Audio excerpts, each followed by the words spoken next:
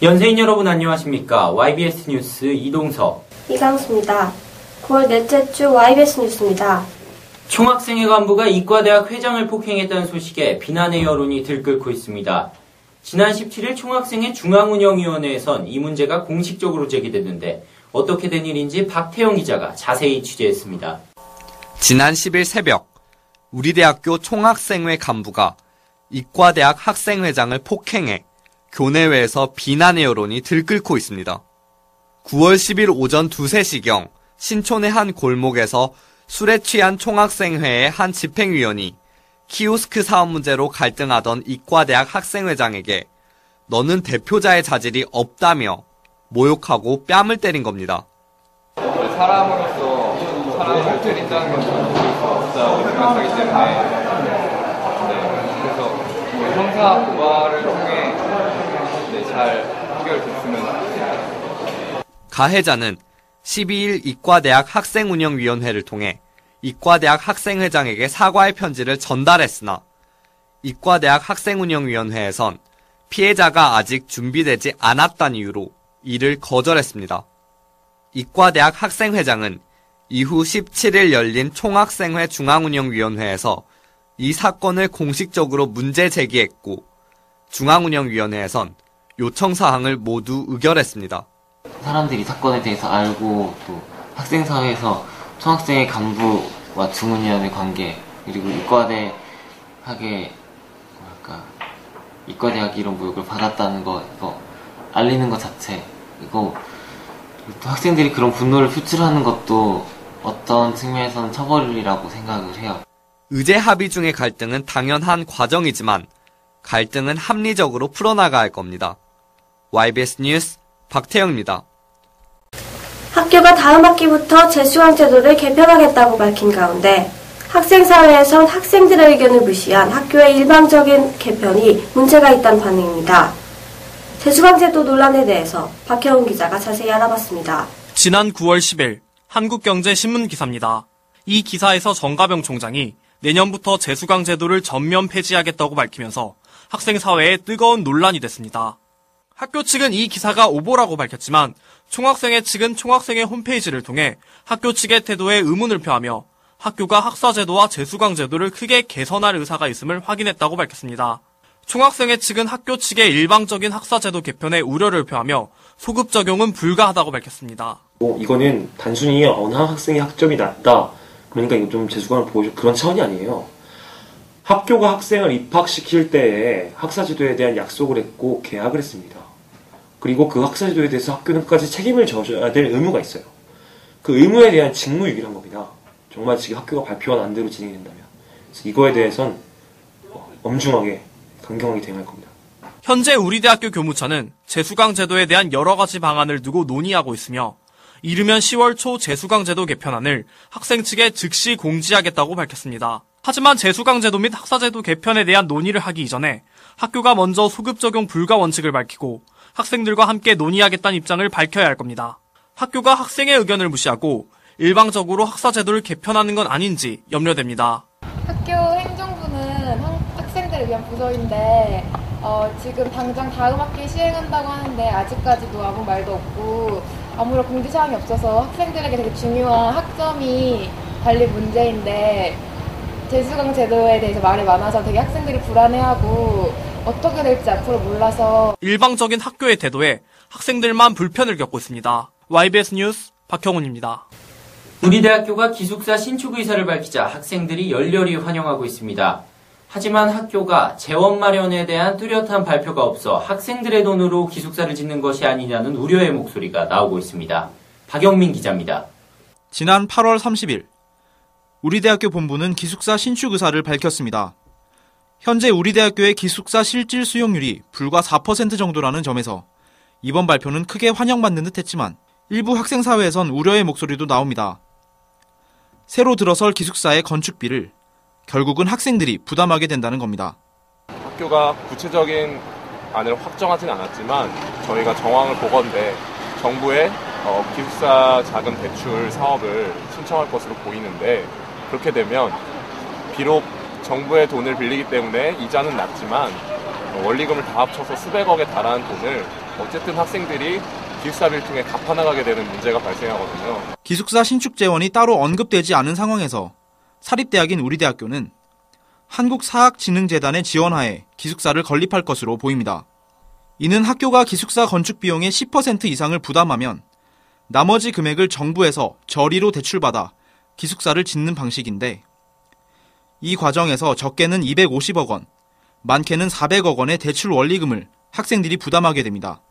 대출 원리금 납부가 종료되는 2024년까지 22년 동안 학생들의 돈으로 기숙사가 지어지는 겁니다. 만약 학교 부담 비율 10%, 정부 대출금 90%로 1000명 정도를 수용할 수 있는 기숙사가 지어지게 된다면 학생들은 무려 22년 동안 본인의 기숙사비 중 절반인 월 12만 원 정도로 총액 406억 원에 달하는 기숙사 건축비의 원금과 이자를 갚아야 합니다.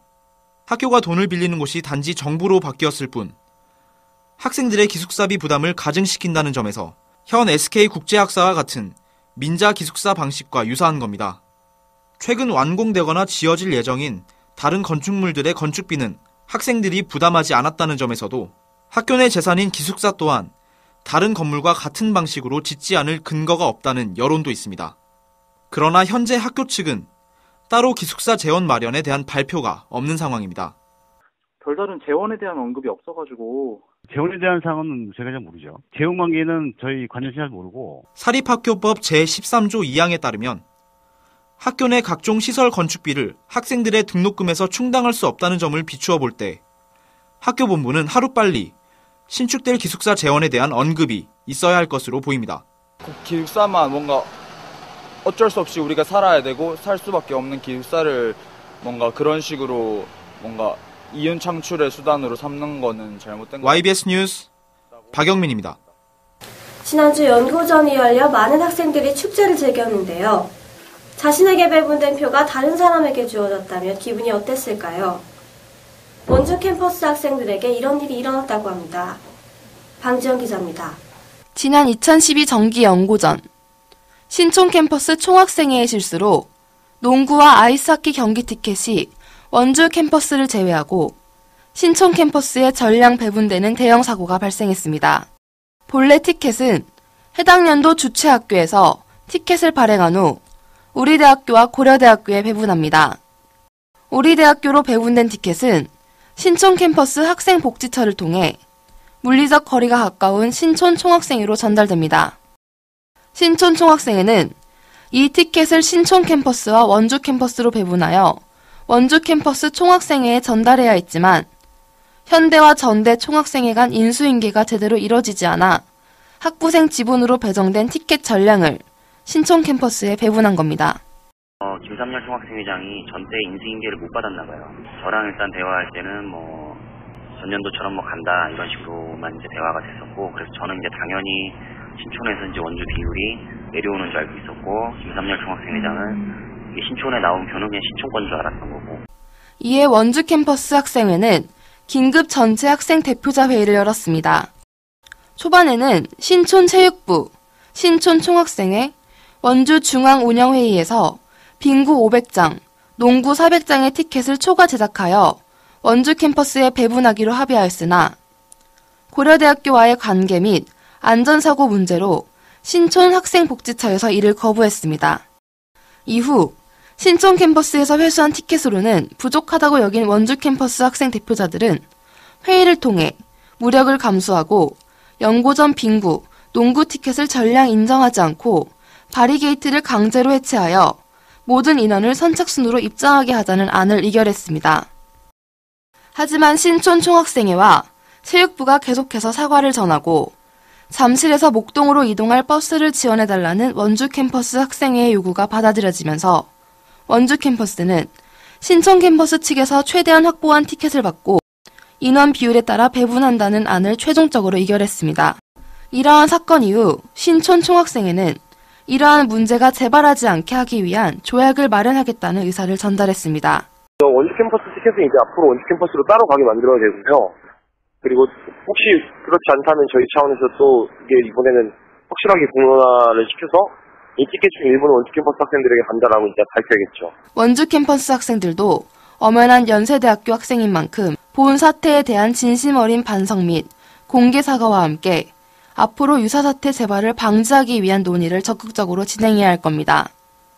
YBS 뉴스 방지연입니다. 9월 넷째 주 캠퍼스 소식입니다. 2012학년도 2학기 분할납부 2차 납부 등록이 오는 24일 오전 9시부터 27일 오후 11시 59분까지 실시됩니다. 납부 대상은 분납 4차 신청자 중 분납 1차 금액을 납부한 학생이며 등록금 고지서 출력은 오는 24일부터 학사 포털 등록란을 통해 가능합니다. 분납 신청자는 신용카드 납부를 할 수 없으며 반드시 정해진 기간 내에 등록해야 합니다. 3차 등록 기간은 다음 달 28일부터 31일까지입니다. 우리 대학교 교원양성 실무위원회에선 오늘 24일부터 28일까지 교직 복수 전공 및 연계 전공 이수 신청을 받습니다. 신청 대상은 2006학년도 이후 입학생 중 주전공의 교직 이수 예정자로 교직 설치학과에서 복수 전공 대상자로 선발된 학생이며 졸업 학기를 이수 중인 학생은 신청할 수 없습니다. 복수 전공 선발은 전체 평형 평균 순으로 하며 인원은 해당 학과 입학 정원의 20% 이내로 선발합니다. 단 교육학부와 체육교육학과는 입학 정원의 100% 이내로 선발하며 교직 연계 전공의 경우엔 인원 제한이 없습니다. 신청서 접수는 기간 내 오전 9시부터 오후 5시까지 학사 포털을 통해 할 수 있습니다.